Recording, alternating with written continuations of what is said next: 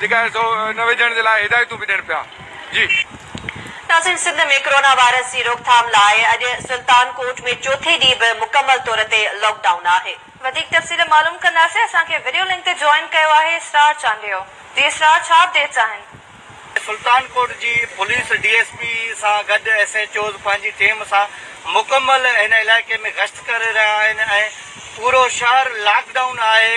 ऐं हिते जेके रोज़मर्रा जे खाधे पीते जे शयुनि जूं कुझु शिकायतूं अची रहियूं आहिनि त जेका रेट आहे उन्हनि में सिर्फ़ु इज़ाफ़ो कयो वियो आहे सब्ज़ी जे ऐं कुझु खंडु आहे गिहु आहे उन्हनि जा इतला मिलिया आहिनि।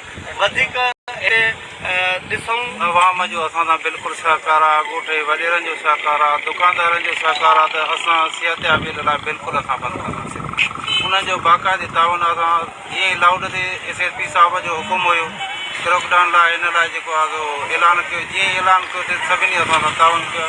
बाक़ी सब्जी आहे, मेडिकल स्टोर आहे या किरियानो आहे उहे खुलियल छॾिया आहिनि, बाक़ी ॿिया पाण ऑटो बंदि करे विया आहिनि। कुझु ॿुधण में अचे थो त जेका 50 रुपए शइ 80 रुपए ते खपाइनि था, इहो सब्जी वारनि जूं दाऊं बिल्कुलु ग़रीबनि जूं दाऊं हलंदी। अञा लिस्ट न थी आहे मथां खां त हिन जी हेतिरी आहे या हिन जी हेतिरी आहे, हे वठी था अचनि चवंदा हेतिरे में वठी आहियूं असां हेतिरे में खपायूं। जेकॾहिं रेट लिस्ट हुजे त पोइ ख़बर बि पए त हिन ते ॾंडो बि खणिजे, एक्शन बि खणी सघो।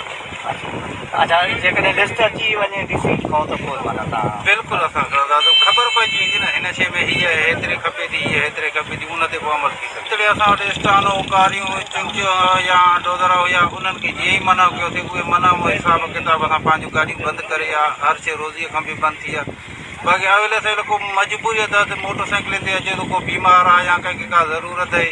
जीअं त नाज़रीन सिंध हुकूमत पारां पूरी सिंध में लॉकडाउन हुजण बाद सुल्तानकोट में भी मुकमल लॉकडाउन नज़र अची रहियो आहे। अवां ॾिसी रहिया आहियो त पूरी जेका बाज़ार आहे उहा बि बंदि आहे ऐं क़ौमी शाहराह ते जेके दुकान आहिनि उहे बि बंदि नज़र अची रहिया आहिनि ऐं सिर्फ़ु सब्ज़ी जा ऐं किरियाना स्टोर आहिनि उहे ई खुलियल आहिनि। ऐं हिते जेका आमदरफ़्त थींदी हुई ऐं रश थींदो उहो बि मुकमल ज़ीरो नज़र अची रहियो आहे। ऐं पंहिंजो कोरोना वायरस जो बि कोई केस हिते सुल्तानकोट में न ज़ाहिर थियो आहे ऐं सुल्तानकोट जे RHC सेंटर में जेको आहे आइसोलेशन 2 वार्ड बि क़ाइमु कया विया आहिनि। Israr Ali Chandio, KTN news reporter Sultankot. नाज़रीन, ठटे में बि अॼु मुकमल तौर ते चौथे ॾींहुं